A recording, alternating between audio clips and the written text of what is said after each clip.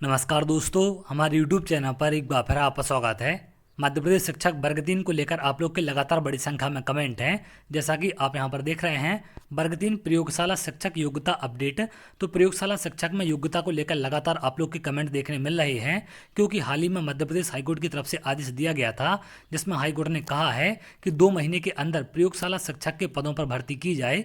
जिसके बाद से लगातार आप लोग के कमेंट हैं कि सर प्रयोगशाला शिक्षक के लिए किसे एलिजिबल किया जाएगा या फिर किसे इन पदों पर नियुक्ति दी जाएगी, क्योंकि वर्ग 3 की पात्रता परीक्षा आपकी हो चुकी है। तो उन्हीं पात्रता परीक्षा के आधार पर इन पदों को भरा जाएगा।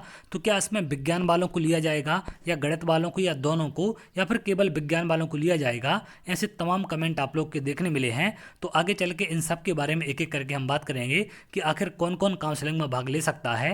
सबसे पहले अगर हम बात करें हाईकोर्ट आदेश के बारे में, तो यहाँ पर आप देख सकते हैं, इसके बारे में मैंने आपको अपडेट दिया था। हाईकोर्ट का फैसला, 2 माह में करनी होगी प्राथमिक शिक्षक भर्ती। 2 महीने के अंदर लोक शिक्षण संचालनालय को 1696 पदों पर प्रयोगशाला शिक्षकों की नियुक्ति करना होगी।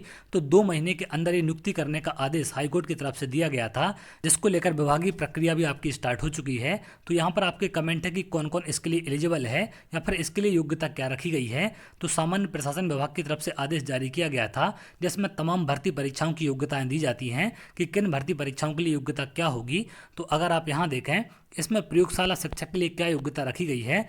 उम्र की अगर हम बात करें तो 21 साल यहाँ पर आयु सीमा है। सामान्य प्रशासन विभाग के प्रचलित निर्देशानुसार, तो यहाँ पर सामान्य प्रशासन विभाग का जो निर्देश है उसके अनुसार योग्यता यहाँ पर रखी गई है। विज्ञान विषय के साथ न्यूनतम 50% अंकों के साथ हायर सेकेंडरी प्रमाण पत्र परीक्षा या उसके समकक्ष। तो हायर सेकेंडरी में कम से कम 50% आपके अंक होने चाहिए। और यहाँ पर एक चीज़ मेंशन की गई है कि विज्ञान विषय के साथ, यानी कि आपकी हायर सेकेंडरी में विज्ञान विषय होना चाहिए। तो ये पीसीएम और पीसीबी दोनों में होता है आपका साइंस। पीसीबी बायो वालों के लिए होता है और मैथ वालों के लिए, क्लियर है।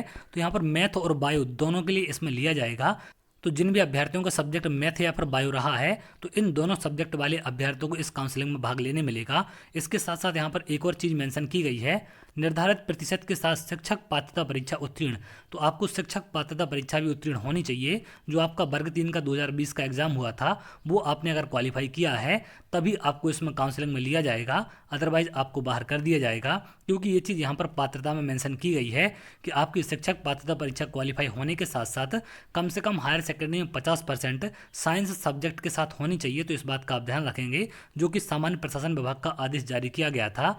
तो पात्रता परीक्षा के अंकों के आधार पर ही आपकी मेरिट तैयार की जाएगी और उसी के हिसाब से आपको नियुक्तियां दी जाएंगी।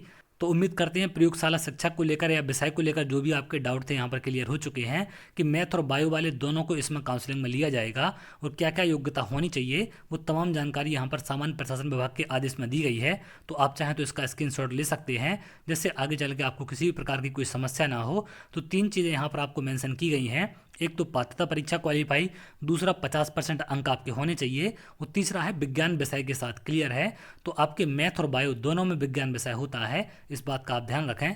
तो चलिए आगे प्रयोगशाला शिक्षक को लेकर जो भी अपडेट निकलकर सामने आएगी मैं आपको जरूर शेयर करूंगा। अगर आप ऐसी जानकारी चाहते हैं तो हमारे चैनल के साथ जुड़ सकते हैं, जिससे और भी इंपॉर्टेंट अपडेट आपको मिल सके। बहुत जल्द अगले वीडियो में मिलेंगे, तब तक के लिए बहुत बहुत धन्यवाद।